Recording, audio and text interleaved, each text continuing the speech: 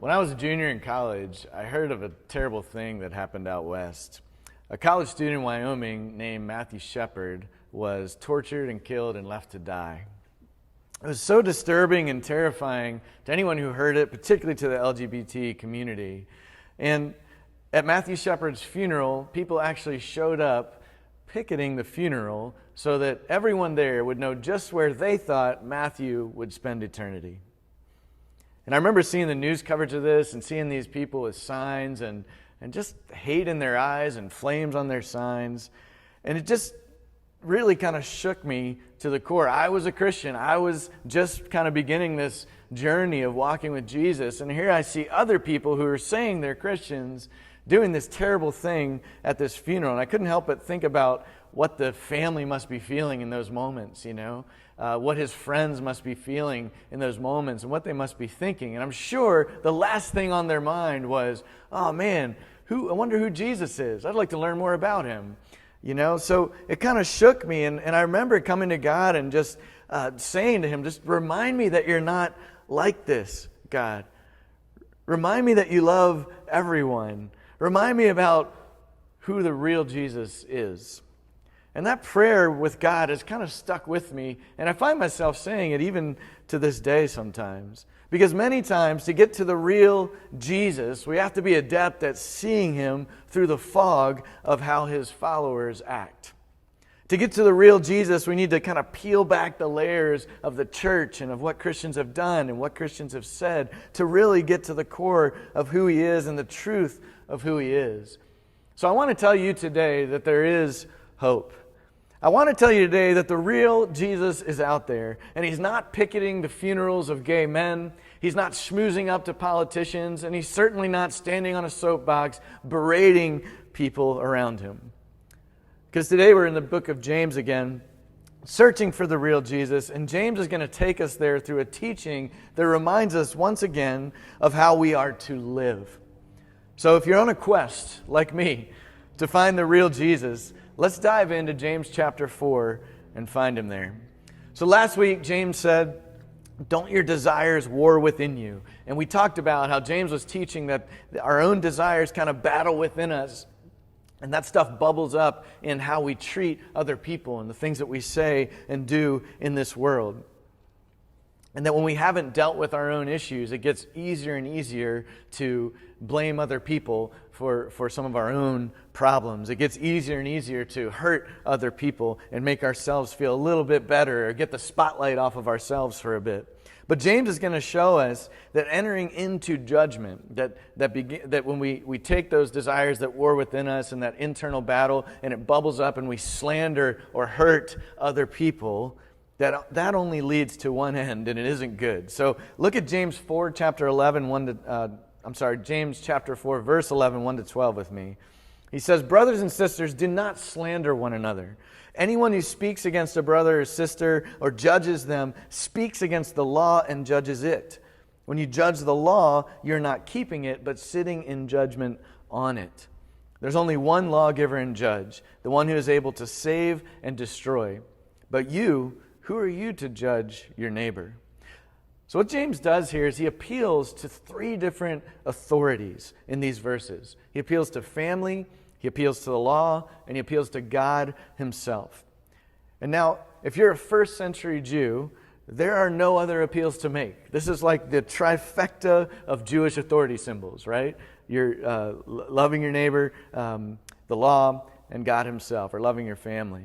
So he starts with family. He says, do not slander your brother or sisters. And it isn't perfectly obvious in most of your translations, but James actually uses the word for brothers and sisters 3 times in the first sentence in the Greek. So literally it would read like this, brothers and sisters, do not slander one another. Anyone who speaks against a brother or sister judges their brother or sister.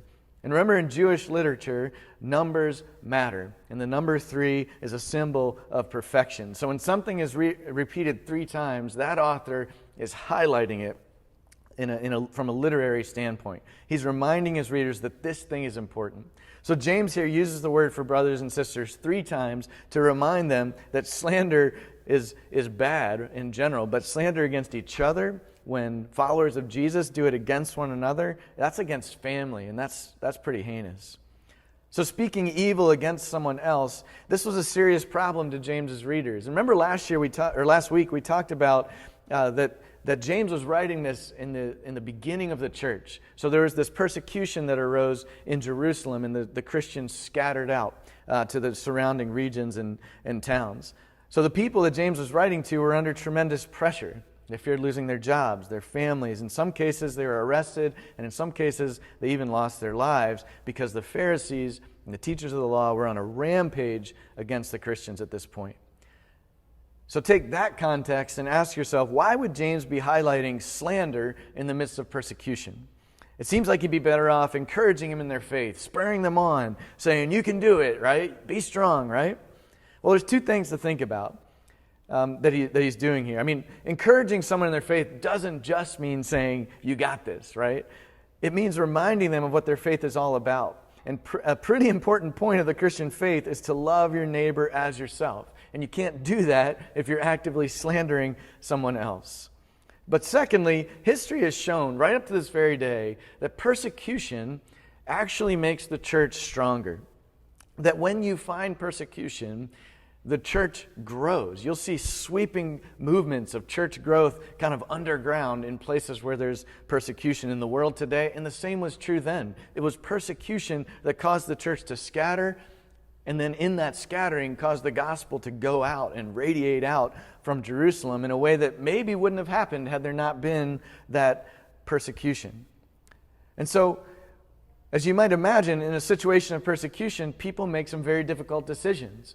It's the father who lost his business and decided to take his family to a new town to set up shop and start a new business, right? It's the mother who maybe her husband was arrested or even killed, who takes the family and runs to a new town to kind of start over under the radar of those who are after her husband, right? And when that happens, the people in the new town maybe don't always treat those people as well as they should. The people in the new town start gossiping and start saying things like, well, why is she coming here and starting that business? Why is he coming here with his family and taking up our valuable resources? Or they start to kind of tear down at people, and the whispers increase. And you can almost hear the gossip of like, I'm still here. I stayed strong. I didn't run when I was under persecution, right?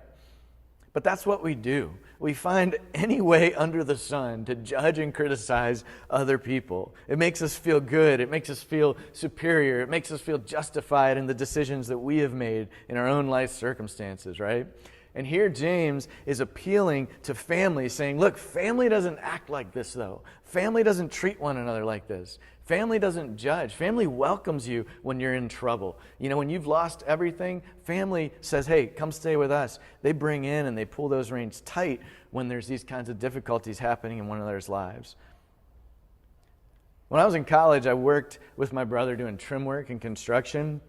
And my brother had been at the company for a while, and he was a great carpenter and had a good reputation there. And he got me a job working for him, and he expected me to make $11 an hour. In those days, for me, a college kid, that was good money. So I signed up and jumped on, and I was working, because things weren't super organized, I was working before I had even talked to the boss or even heard exactly how much I was going to make. And when my first paycheck came in, I only got $7 an hour.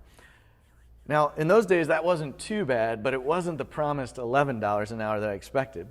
I told my brother, and he was furious. And I overheard him talking to the boss one day. We were building this big house, and he was a few rooms away. And I heard him talking to him.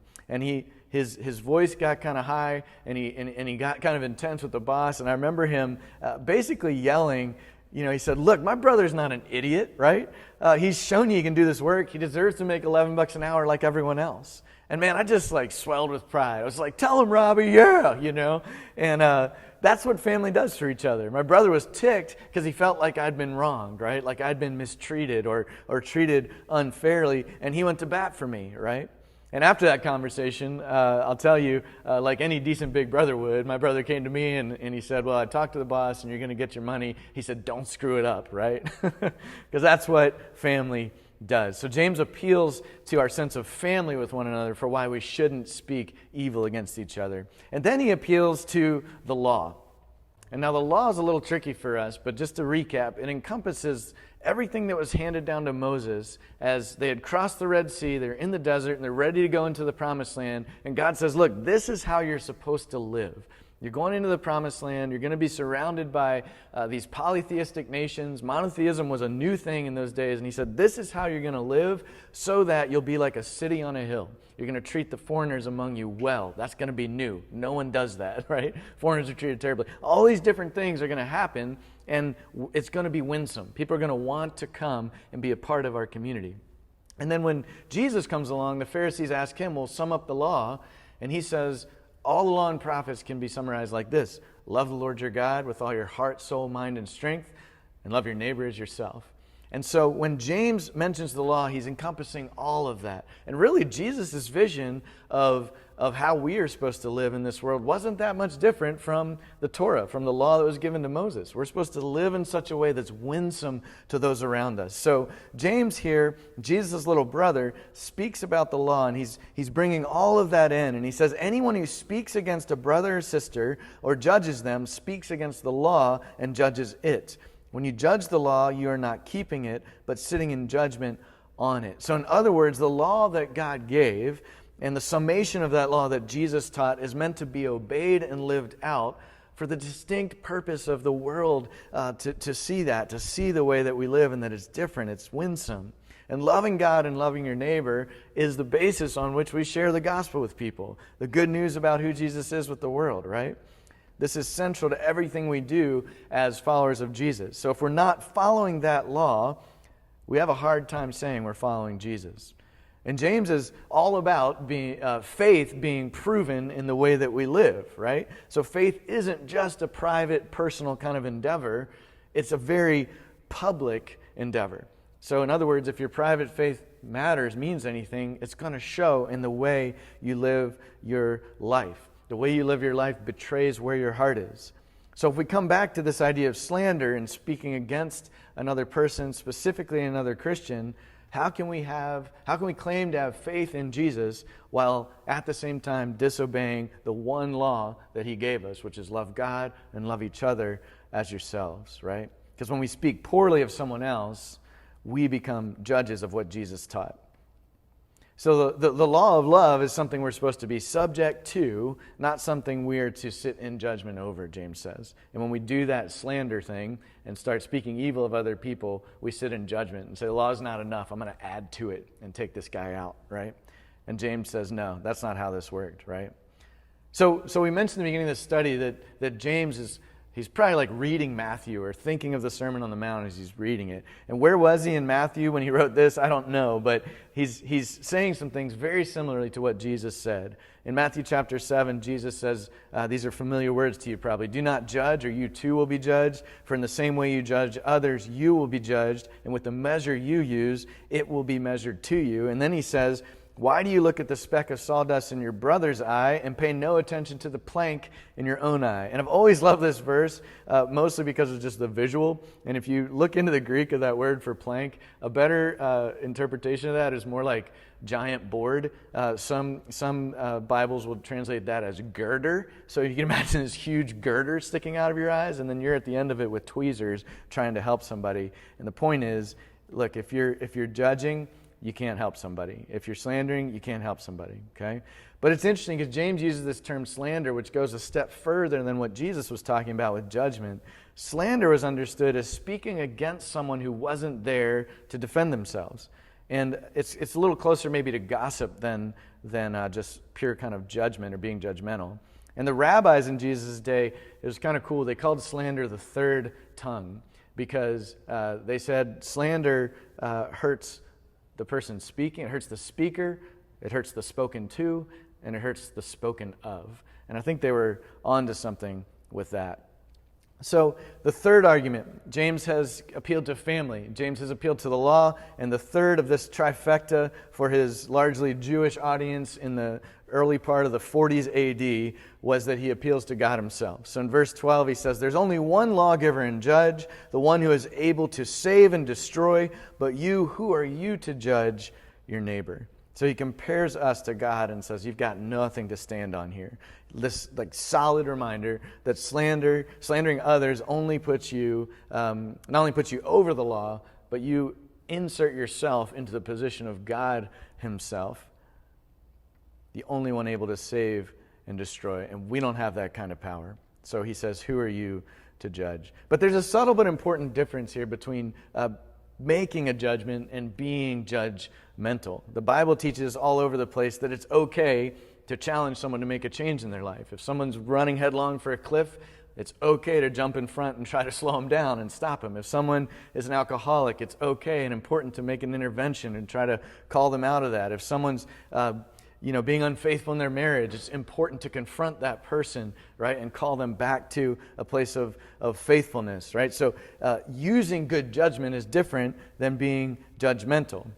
If done well, we can actually help people when we use good judgment. But James, when he says, who are you to judge, isn't talking about that kind of judgment that's more like discernment that helps us to understand what's going on in someone's life and be a help to them. He's talking about becoming judgmental. That's when we begin to approach someone without having all the facts. That's when we start to judge and condemn someone rather than doing this in a constructive way to try to restore that person.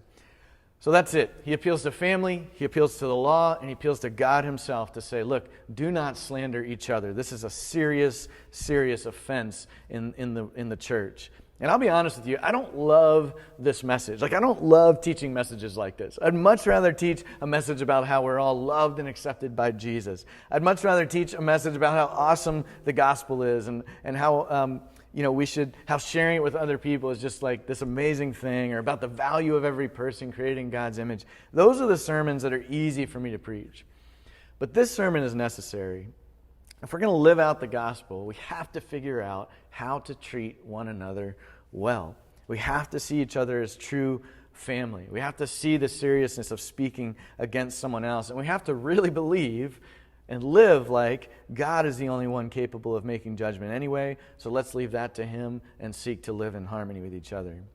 And at the end of the day, living like that is winsome. Living like that is what will draw other people to Jesus. Not the one being touted by people doing awful things, but the real Jesus that we're talking about today that we want to draw people to. So I'll encourage you like this here at the end. The real Jesus is here. The real Jesus loves you like family and fights for you like an older brother. The real Jesus simplified the law and said, look, love God and love people. That's it. And the real Jesus is the only one who knows the true motivations of the hearts of people anyway. So let's leave judgment up to him. Let's let him figure that out. For us, let's just love and be in community with people without slandering, without hurting them. And now all of a sudden I like this sermon better. It's not about rote rule following. It's about how to live out the gospel. And that's at the heart of what the book of James is about in the first place. And the real Jesus is found in living like him as much as it is found in the searching for him. If you're genuinely seeking him every day, then your life's going to begin to match his. Then you'll find yourself holding your tongue more often. You'll find yourself speaking life rather than slander and death, and following the law of love and leaving the judgment to God. So I hope we can walk together in that way today. I want to leave you with a prayer. I just want to lift you up and do kind of a benediction is what we call it, where you're just kind of sent out. When we're meeting together in person, this is my favorite part of the service together, is like the sending out. Because that's the point of drawing near like this anyway, is that we can be sent out into the world to live like this and draw people to Jesus. So would you pray with me? As you stand up from the couch, as you take that last sip of coffee this morning, as you open the door and walk out into the world, may you walk in this way that brings life. May you speak life to people. May you Meet and know the real Jesus through living like him. May the motivations of your heart be pure so that the actions and the things you speak would also follow suit and be pure. And in that, may you find the real Jesus. And may you find fulfillment, and may you find that life and life more abundantly that he has promised. We ask these things in the strong name of Jesus. Amen.